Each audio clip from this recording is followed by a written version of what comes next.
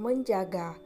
Otnel berjalan keluar dari rumah sakit. Dia berpapasan dengan Jerry dan Andre, dokter didikannya yang datang bersama seorang ibu yang sudah renta.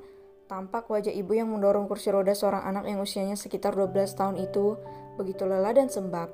"Dokter, kami sudah membawa mereka," ucap Jerry. Otnel menatap mereka. Jika melihat pria kecil itu, dia langsung teringat dengan putranya. Perlahan, Otnel berjalan dengan mendekati bocah kecil yang tampak kurus, dengan kulit kebiruan karena kelainan jantung yang dimilikinya sejak kecil.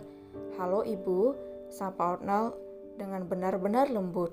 Halo Pak Dokter," sapa si ibu. "Kenapa anak saya langsung dibawa pulang? Kan belum selesai perawatan ibu, kasihan loh," ucap Otnel. Kami tak punya uang untuk melanjutkan perawatan, Dok, dan saya juga tidak memiliki apa-apa lagi untuk merawat putra saya," ucap si ibu sambil menangis di depan Otnel. Otnel menghela napas berat. "Bu, jangan bawa anak ibu kemana-mana. Biar saya yang tangani jagoan kecil ini. Dia pasti bisa bertahan. Serahkan semuanya pada saya. Masalah biaya jangan khawatir, saya bisa mengaturnya. Ibu jangan takut, kita pasti akan menemukan jantung yang cocok untuk putra ibu," ucap Otnel. "Tapi kami nggak punya uang, Dok," ucapnya lagi.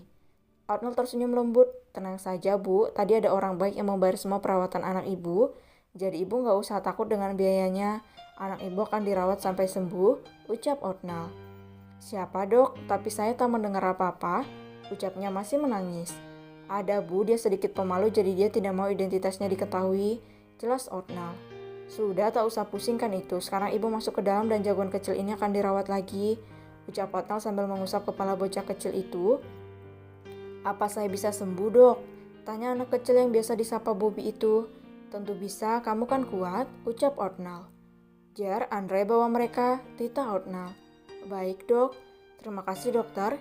"Hiks, terima kasih atas bantuannya." "Terima kasih banyak, Dok," ucap Ibu Bobby sambil mengangkat apanya terseduh-seduh. "Sudah, Bu, tak apa," ucap Otnel sambil membungkuk hormat pada si ibu. Mereka masuk ke dalam rumah sakit. Otnel menatap mereka dengan senyuman bahagia. Senang rasanya mengetahui seseorang memiliki harapan hidup. Pria itu mengambil ponselnya dan menghubungi seseorang. "Halo Kak Farel," ucap Otnel. "Ada apa nih, Yel?" tanya Farel, anak Ken dan Rose yang menjadi direktur rumah sakit itu saat ini. "Aku ingin memberikan perawatan terbaik pada anak kecil bernama Bobby.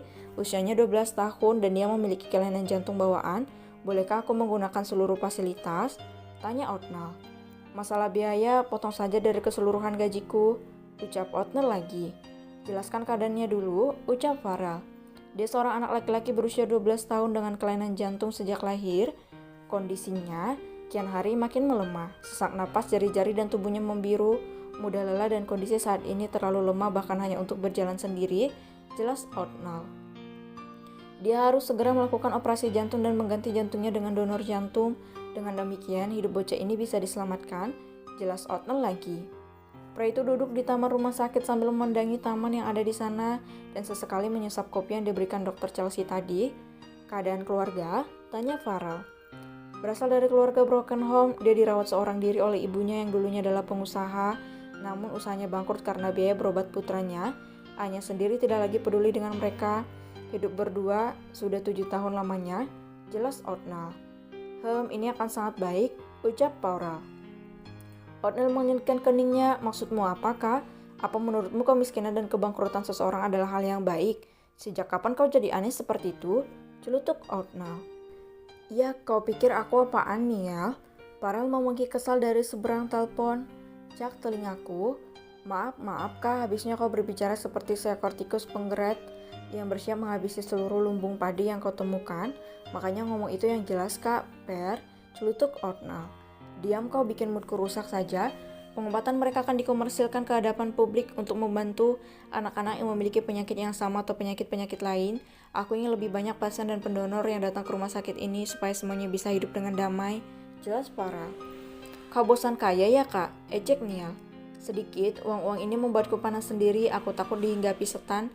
dan malah menghabiskan semua. Jadi selagi bisa bantu orang lain yang lebih menguntungkan, kenapa tidak?